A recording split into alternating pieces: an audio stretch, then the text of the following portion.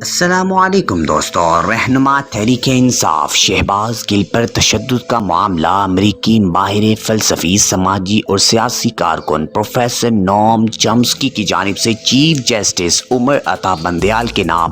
Open letter لکھا گیا ہے۔ اس لیٹر کو اوورسیز پاکستانی ووٹرز نامی اکاؤنٹ پر ٹویٹ کے ذریعے شیئر کیا گیا ہے، جسے سابق وفاقی وزیر فواد چودھری نے ری ٹویٹ کیا ہے۔ ٹویٹ کے مطابق پروفیسر نوم چومسکی نے چیف جسٹس عمر عطا بندیال کے نام میں شہباز گل پر ہونے والے تشدد پر اظہار تشویش کرتے ہوئے اسے انسانی حقوق کی خلاف ورزی قرار دیا ہے۔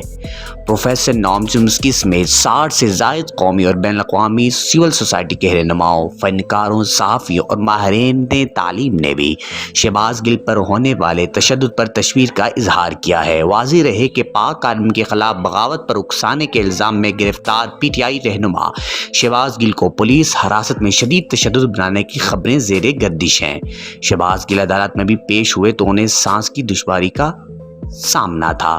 جس وجہ سے وہ سانس لینے کے لیے ماسک کا مطالبہ کرتے رہے اور کہتے رہے کہ انہیں سانس نہیں آ رہا۔ اسی پر امریکی ماہر فلسفی، سماجی اور سیاسی کارکن پروفیسر نوم چومسکی کی جانب سے چیف جسٹس عمر عطا بندیال کے نام اوپن لیٹر لکھا گیا، جس میں انہوں نے یہ تفصیلات کی۔